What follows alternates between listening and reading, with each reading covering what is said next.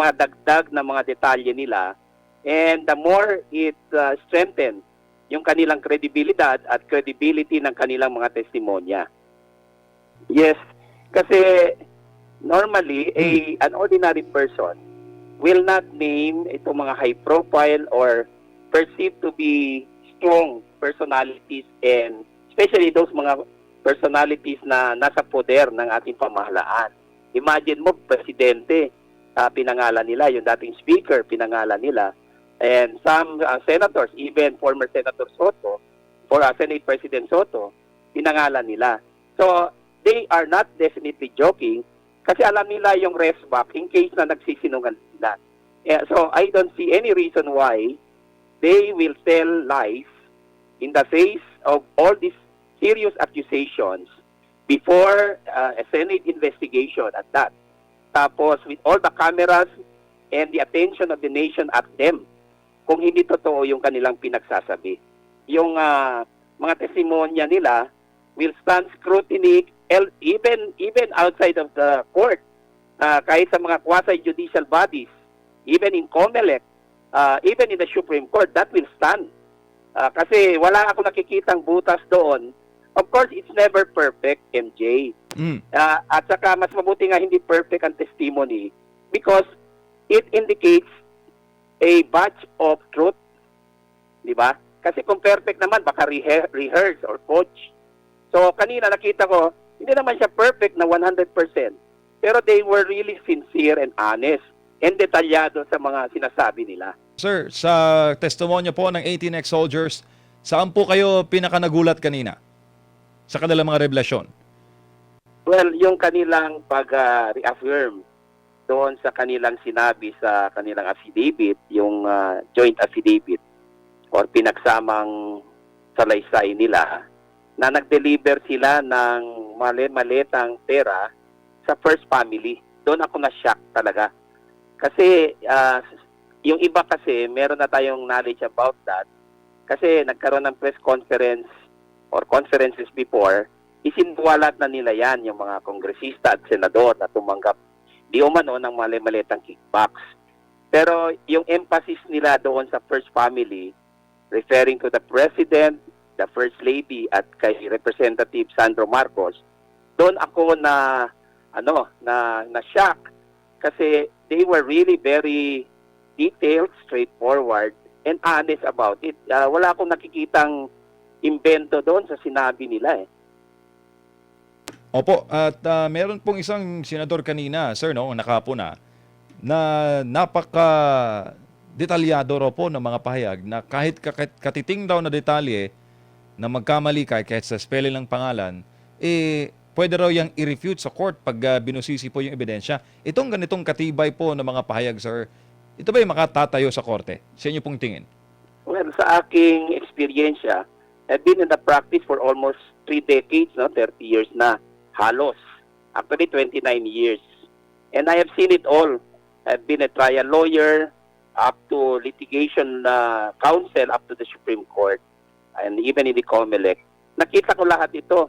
At witnesses like that, when they declare statements in a straightforward, sincere, honest, and detailed manner, usually sinusustain yung mga testimonya nila sa korte. So I think yung kanilang sinabi kanina will stand legal scrutiny in a courtroom scenario. Opo, lalo pa yung kanila pong mga sinabi na meron pang corroborating evidences, attorney. May screenshots pa with timestamp, sir. Yeah. In fact, doon din na I was very observant kanina regarding that. Kasi may mga detalye doon na wala sa kanilang affidavit. Pero nilabas nila for the first time kanina. So I said, these are very, very daming evidence against those being named. Smoking gun yung kanina, yung mga dagdag na mga detalye nila. And the more it strengthens yung kanilang kredibilidad at credibility ng kanilang mga testimonya. Opo, lalo pa attorney, no, na napakatindi po ng kanilang mga pinangalanan ng mga personalidad. Kasama nga po ang Presidente Marcos Jr., former Speaker Martin Romualdez. Ito pang mga ganito, sir, makatatayo sa korte? Yes, kasi normally, an ordinary person will not name itong mga high profile or perceived to be strong personalities, and especially those mga personalities na nasa poder ng ating pamahalaan. Imagine mo, presidente, pinangalan nila, yung dating speaker, pinangalan nila, and some senators, even former Senator Soto, or Senate President Soto, pinangalan nila. So, they are not definitely joking kasi alam nila yung rest back in case na nagsisinungaling sila. So, I don't see any reason why they will tell lies in the face of all these serious accusations before a Senate investigation at that. Tapos, with all the cameras and the attention of the nation at them, kung hindi totoo yung kanilang pinagsasabi. Opo, that explains well na meron pang mga nagsasabi, Attorney Manny, na hindi lang pala yan 18, may 100 pala yan. Lalo na kung mag-appear yung mga kasama pa nila. Ang iba raw, Attorney, active pa sa serbisyo. Actually, I'm expecting additional people coming out. Mga 12 yata yan gusto ring lumabas. I'm not really sure kung matutuloy. Pero if mangyari yan, the more ma-strengthen yung kanilang mga alegasyon. At NJ, I just want to say ito. I have witnessed hearings in the Senate as a resource person and as counsel, and also in the House as counsel, in several investigations and hearings. At normally, itong mga resource persons na nagsasabi ng totoo, pagdating ng korte, sinusustain sila eh.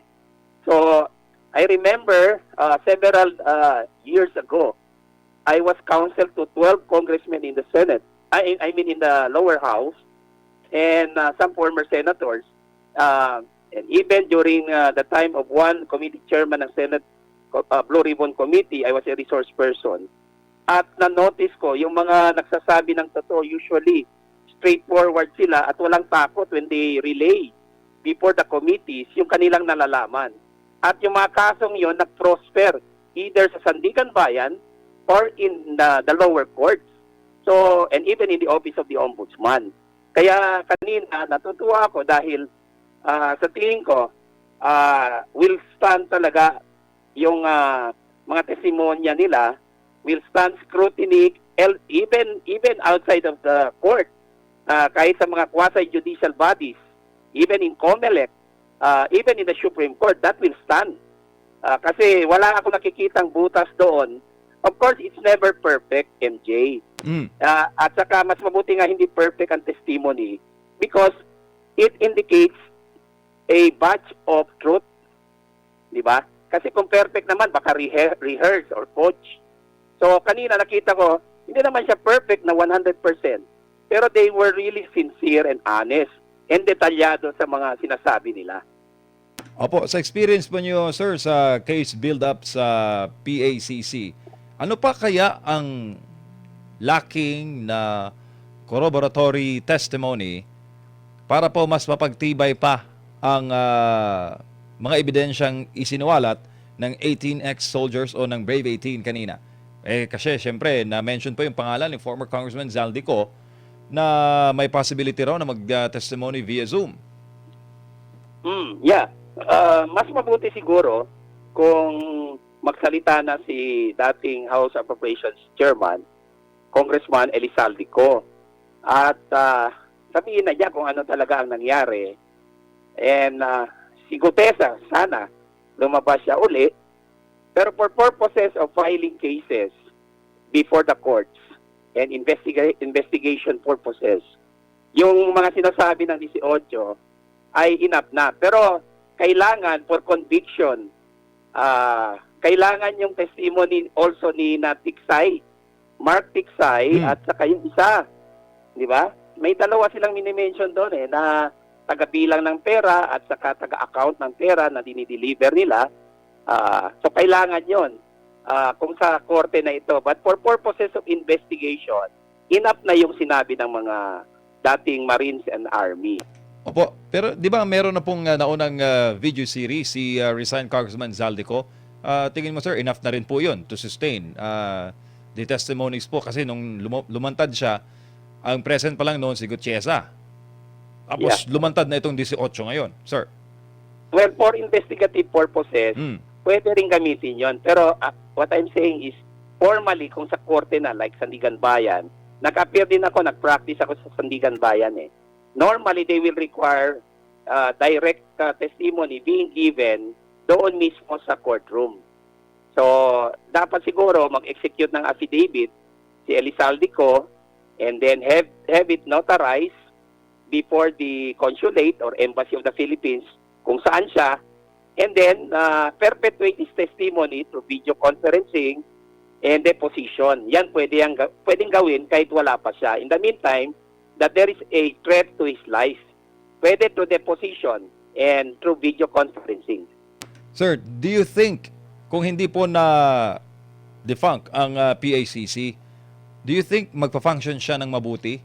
Ngayong na may mention po yung pangalan ng presidente, Presidential Anti-Corruption Commission yun eh, sir. Well, under a good president, it will really function. But under a president that suppresses the truth, magkakaproblema kami kung nandyan pa kami. Di ba? Kasi ano ba kami kumpara sa isang presidente? Kaya nga, Presidential Anti-Corruption Commission. Pero kung ang presidente ay fair, like former President Duterte na binigyan kami ng poder at ng trust to do our job, siguro mas maganda. So nakita mo na yun, complete picture, sir. Bakit parang blessing in disguise? Tama ba yun? Na nawala ang PACC? Actually, it was a curse for them, for the new, for the current administration, na inabolish nila ang PACC. Kasi, one, it opened the floodgates to massive corruption. At ngayon, wala silang masandalan na justification. Kasi anong pwede nilang gamitin? In fact, yung ICI na binuo ni President Marcos Jr., nawala na lang ng saysay din eh. So you see, kaya mali yung pag-abolish sa PACC, but then, kung hindi rin naman inabolish tapos kokontrolin niya, hindi magiging maganda ang resulta ng trabaho ng PACC. So, it works both ways. Parang double edge yon. Pero mas mabuti sana kung yung PACC ay binigyan ng legal mandate by Congress. Ginawa sanang formal na investigative body, not exactly concurrent with the powers and jurisdiction of the Ombudsman, but for purposes of investigating mga presidential appointments. Pwede sana yon magpasa ng batas ang Kongreso para lalong mapalakas yung PACC instead of abolishing it. Opo. At ngayon pong Monday, mayroon pong sariling version si Senator Erwin Tulfo sa BRC hearing sa flood control. Imbitado rin po ang 18. Ano ang forecast mo, attorney? Well, we still don't know kung anong advice ni Attorney Levy Baligot. Give respect to Attorney Levy Baligot because he's the counsel. Kung ano yung mga decision nila dyan, kung aaten sila, doon sa, they will give way to the invitation. Pero, you see, there's a question eh. Yung new majority na sinasabi, controlled by Gatchalian, is existing under questionable circumstances eh.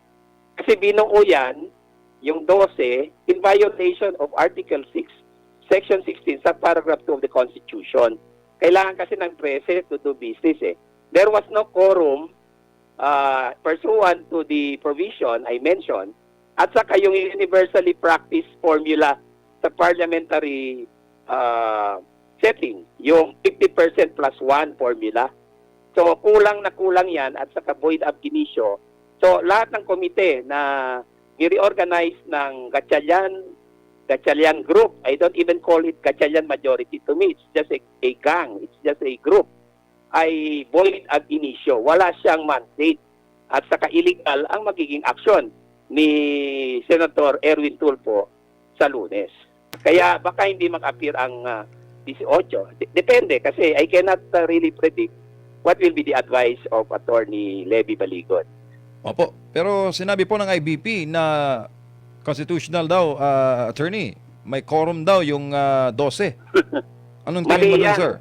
Well, hindi naman tayo nagmamagaling but I've served 12 congressmen in the lower house, 1 deputy speaker, 11 congressmen several years ago. I've also served some governors as consultant to them and also mayors as consultant and counsel. Mali yan ang sinusunod nilang formula. Hindi pwede 12. It is really universally practiced na 50% plus 1 is the minimum quorum formula. So, kung 24 ang Senado, 50% of 24 is 12 plus 1 equals 13. Kaya 13 dapat yun sila eh. Ang nangyari, ang ginawa nila, nag-elect sila ng Senate President pro tempore. That's even illegal kasi under Senate rules and the Constitution, 13 ang kailangan eh. Just like the Senate President. So there was an implied admission on the part of the Gatchalian group na wala silang majority of 13 kasi iniwan nila ang posisyon ng Senate President eh. Hindi sila nag-elect ng Senate President. And that will be to the advantage of Senator Alan Peter Cayetano, the one claiming to be the Senate President up to now. And I believe that the group of Cayetano is the valid majority. Opo. Wondering lang kami, sir, no? Dito po sa, syempre, marami din ko nababasang comment ng ating netizens as to what authority daw yung pag-preside ni Senator Gatchalian wherein hindi naman po siya majority, minority senator po siya that time. Kaya nga, it was like a meeting or a caucus of the minority senators. So it was not a session at all. It was done in contravention of the Constitution, particularly yung Article 6, Section 16 sa paragraph 2, which states that a majority of each house shall constitute a quorum to do business. So very clear yung provision na yan eh. So ano ba ang formula? Ang formula na sinusunod ng mga parliaments all over the world is 50% plus 1 in determining the majority. So kung 24 nga, 13 ang minimum number or the threshold which was never attained by the group of Gatchalian. Kaya void lahat ang ginawa ni Gatchalian. Is not even the Senate President pro tempore. Illegal yung kanyang pag-assume dyan sa posisyon na yan. Opo, dalawa po ang paksyon ngayon sa Senado. Both are claiming the majority. May deadlock din na yatang mangyayari, sir. Hanggang saan lang po ba ang intervention dito ng judiciary, ng Supreme Court? Well, if there is a petitioner from either side or from the citizens group who will bring a petition before the Supreme Court, and the Supreme Court entertains it, although it's a political question, but the Supreme Court can always entertain a petition based on grave abuse of discretion. Tingnan natin. Pero I cannot also predict the Supreme Court. The Supreme Court is really independent and a part of the third branch of government. Hindi natin alam kung anong gagawin ng Supreme Court. Just in case merong petition, either i-entertain niya or i-dismiss. In the case of Abelina versus Cuenco, actually, dinismiss yung petition eh. Ang nangyari, obiter dictum lang meron. So, it's an aside opinion which is not even a ruling case law. So, yun ang problema yung ruling sa Abelina versus Cuenco. Hindi siya ruling case law, hindi siya doctrinal, so to speak. Kaya hindi pwedeng gamitin. Mali din ginamit ni Senator Gatchalian yung Abelina versus Cuenco. It was not doctrinal and a ruling case law. It was a mere obiter dictum. Opo, sir. I was just also wondering, sa rules of impeachment, di ba nakalagay talaga na mag-preside is ang Senate President? Pwede ba? Yes. Pwede po ba na magpasa sila ng sariling rules o to amend the rules amongst the senator para po hindi na Senate President, mag-a-appoint po sila ng either of the senators to become the presiding officer of the impeachment court? Yan din ang problema dyan eh. Hindi pwede because the Constitution is very explicit kung sinong uupo na presiding officer. It should be the Senate President. And when you speak of the Senate President, he should be the validly elected Senate President. So, kung si Gatchalian ang uupo, that will void the proceeding of the impeachment. And that will favor Vice President Sara Duterte, who even filed a motion to dismiss of the articles of impeachment. So, masisira ang proceedings ng impeachment pag in-insist ni Gatchalian na siya ang mag-preside ng impeachment court. Opo, tsaka may mga panawagan nga, attorney, na ano na lang daw, ang Chief Justice na lang daw instead ang Senate President ang mag-preside. Hindi rin pwede Hindi rin kasi pwede. hindi rin pwede because we have to follow the language of the Constitution. We cannot change it. We cannot amend it by applying the provision in a different way. Unconstitutional din yun. Kaya nga, ang mangyayari dyan, that will void the proceeding. And that will favor our Vice President Sara Z. Duterte. Opo, attorney, to sum it up, itong mga nangyaring fiasco bago po ang actual investigation po ngayon ng Blue Ribbon, sa inyo pong pananaw at sa inyo pong karanasan sa PACC, lalo po sa inyong case build-up noon, sa inyo pong mga investigation, masasabi po ba ninyo na worth it, no, yung mga nangyari from the past days, mga kaguluhan dyan po sa Senado, dahil ito na napanood po ng taong bayan on a national scale, napakinggan po nila at na lista po nila yung mga pangalan na binanggit po ng mga dating sundalo. Well, there are two views here, no? Ang isa is parang blessing in disguise kasi nangyari ito after that chaotic struggle ng dalawang grupo. 'Di ba? Natuloy ito. Tapos the people have been very thirsty and hungry for the truth dito sa flood control. Yung iba naman sabi nila na ang gulo eh. Kaya paano tayo uusad sa ating mga priorities, national priorities and problems, maayos yan kung ganito ang mga senador, magulo, very chaotic sila. But in a larger scale, mabuti na rin siguro na nangyari ito.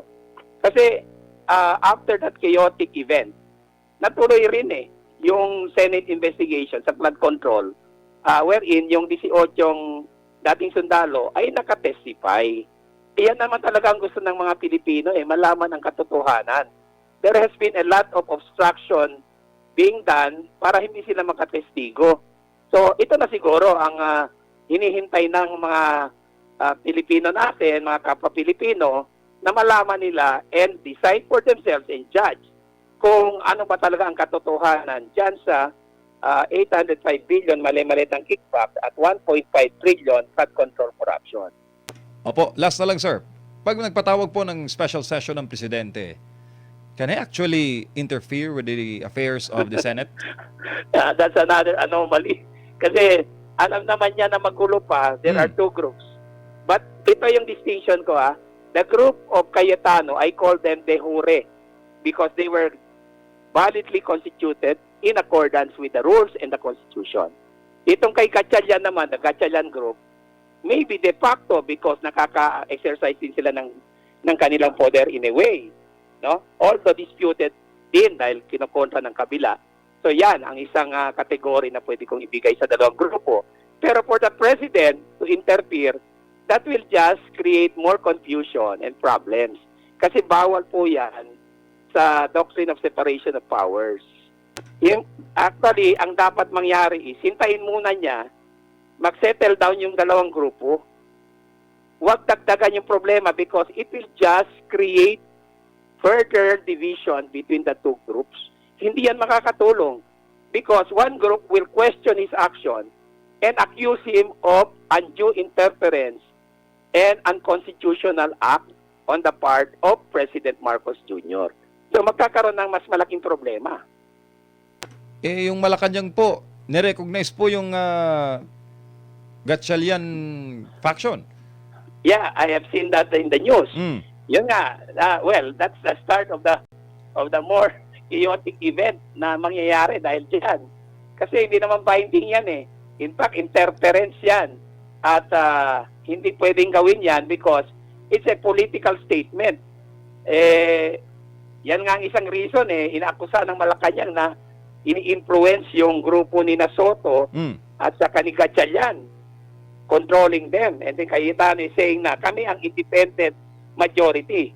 For the first time, we were elected and constituted without the control of Malacanang.